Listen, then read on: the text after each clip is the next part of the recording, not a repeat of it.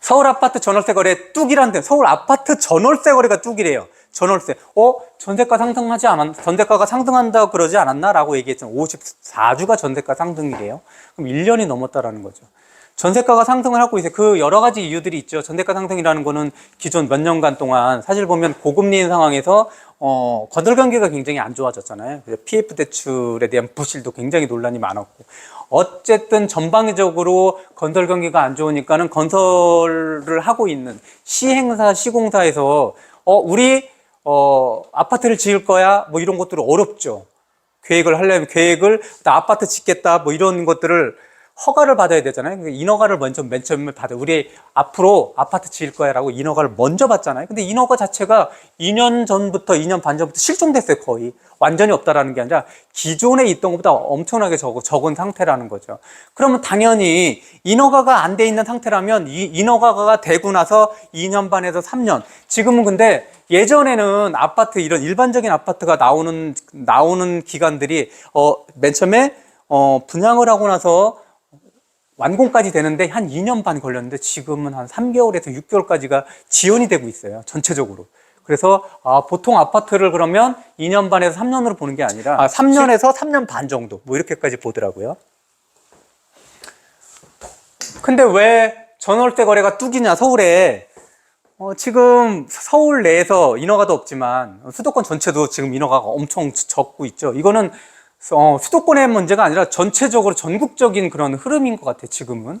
근데 그런 상황에서 서울에 그렇게 54주 동안 전세값이 막 올라갔는데 왜 전세 거래가 뚝 끊어졌냐, 매물이 없어서 그러냐, 뭐 이런 얘기들이 있는데, 어떤 시국이냐면, 지금 딱 맞는 건 아니지만 지금 흐름은 어떻게 되냐면, 지금 서울 같은 경우는 빌라에 대해서 지금 공포를 느끼고 있잖아요. 전세 사기가 몇 년 동안 성행을 하게 되면서 그럼 빌라를 전세로 들어가는 건 너무 위험하다라는 생각들을 많이 가지고 있는 거예요. 국가적인 지원도 사실 보면 빌라에 대해서 그건 조금 어려운 부분이지만, 보증하는 것들도 실질적으로 보증하는 금액 자체가 낮아지고, 보증하는 기준 자체도 높아지고, 뭐 이렇게 돼서 그 부분에 대해서도 좀 불만들도 되게 많겠지만, 어쨌든 서울에 있는 빌라를 전세로 들어가는 건 어려우니까 그 시대까지 서울에 있는 아파트로 전세로 들어가게끔 그렇게 유도가 되고 있는 상황이에요. 그런데 보니까 전세가가 계속 막 오르고 있죠. 신문에 보니까는 잠실에 있는 모 아파트, 그런 게 하루 만에 뭐 전세가가 1억이 올랐대요. 사실 하루 만에 1억이 올랐겠어요. 기사 쓰려면 그런 게 있었겠죠. 어떤 게. 그게 평균은 아니니까. 실제로 그렇게 오르다 보니까 어떤 상황이 벌어지냐면, 지금 매가는 오르진 않아요. 지금 매가는 그대로 있어요. 매가는 오르지 않는데 전세가는 지금 오르고 있어요. 그죠? 그럼 어떻게 돼요? 이게 점점 줄어들고 있잖아요. 점점 이걸 갭이라고 그러잖아요.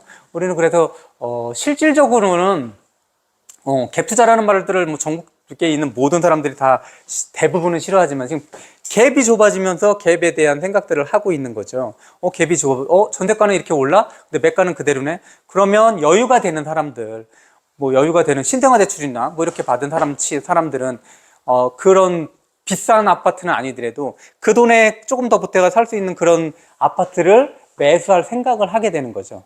또 하나 문제가 뭐냐면, 이런 사람들은 지금 나는 매수도 할 수 있고 전세도 할 수 있어 라고 한다면 매수도 생각을 해보게 되는 거예요. 또 하나 어떤 사람들이 있냐면, 나는 지금은 전세는 가능하지만 매수는 어려워 라고 하는 사람들이 있잖아요. 그런 사람들은 어떻게 하냐면, 실제로 어떤 선택을 할 수 있냐면, 월세를 들어가서 그 다음에 전세를 사두는 거죠. 갭이 좁아드니까. 그리고 2년이나 3년 후에 들어가려고 하는 사람, 이런 수요들도 생길 수 있는 거죠.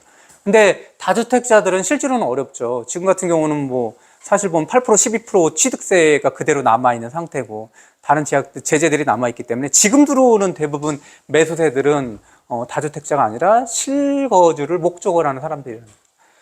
그래서 이제는 전월세 거래가 뚝이라는 얘기들은, 전월세가 없기도 없지만 이렇게 힘들면은 우리 그냥 집을 사야 되는 거 아니야? 라고 하는 그런 매수세로 조금씩 돌아서는 모습이 생기더라, 이런 얘기들인 거죠.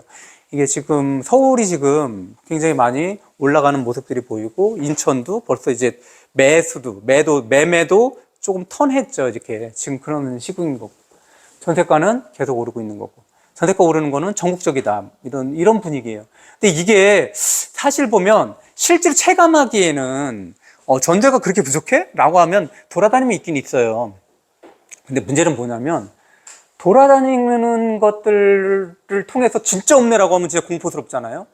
근데 그게 아니라 지금은 예전하고 달라진 게 한 10년 전 막 이렇게 달라진 게 지금은 이런 것들이 나오면 신문에서도 보고 SNS에서도 계속 돌잖아요. 유튜브에서도 계속 얘기하잖아요. 그러니까 너무 잦은 정보, 너무 빠른 정보 때문에 더 공포스러운 거, 실제보다도 훨씬 더 공포스럽다라는 거죠. 그래서 뭐든지 이런 것들이 반응들이 예전보다 훨씬 더 빨리 와요.